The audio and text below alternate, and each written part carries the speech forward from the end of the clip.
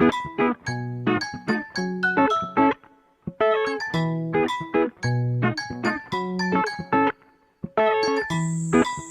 guys, so let's do unboxing today. Ayan, kasi pinadalhan ako ng aking pinsan from Hiroshima ng mga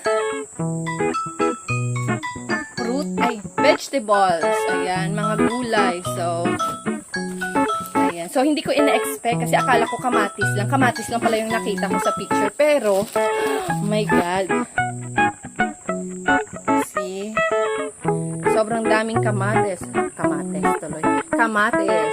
Fresh from the ayan, from the farm. Diba? From the garden. Thank you so much ng oh my God. O, tingnan mo, may ano pa, may tangkay pa. Diba? See? So guys, ang dami. Separate lang natin yung ano. Ayan. Ang dami. Thank you so much. Ayan, so ayan, so malayo yung ano, malayo yung tawag dito. Malayo yung Hiroshima dito sa Tokyo. Ayan, so diba guys, manamis-tamis to kasi ano, fresh from the garden. Bagong pitas to. Ayan, ang dami. Diba? Akala ko kamatis lang, pero ang dami pala. May talong pa. Diba?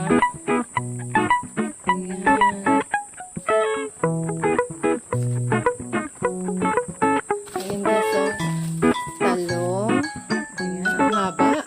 Napakahaba ng talong.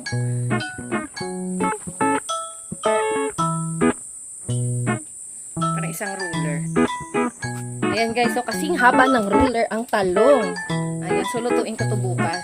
Ayan, ayan. Diba? May talong. And let's see what else. Wow! Oh, may pipino! Ayan, so may pipino. My God, ang dami. Ayan, may talong. Oh, lalong talong. Oh. May lulutuin na ako bukas. Ayan, talong. Ayan.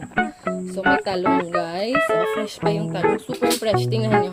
Alaman ng salamat sa mga damo. May kamatis pa. Ay, may talong. O, diba? Ito, tingnan nyo. Fresh pa talaga yung ano. Ito ay pipino. Oh my God. Ayan. And maraming pepper. Ayan, so wait lang. Kuha tayo isang lagayan. Ayan, so lagyan natin sa isang lagayan. Dami. Manang thank you. Thank you naman. Thank you sa blessings. Ayan, so sakto. Magagawa ako ngayon ng yakisoba. So lalagyan natin ng pepper. Bell pepper. And may another, ano pa? My God! Wow! Sibuyas. O, diba? Sibuyas kag ano? Sibuyas kag ahos. Sibuyas kag ahos. Diba? Wow! Dagko, oh. Tapos, ano, purple ni. O, may white onions. Parang purple ni siya, no? Purple, diba? Or violet. Ayan. So, thank you so much ng Ayan.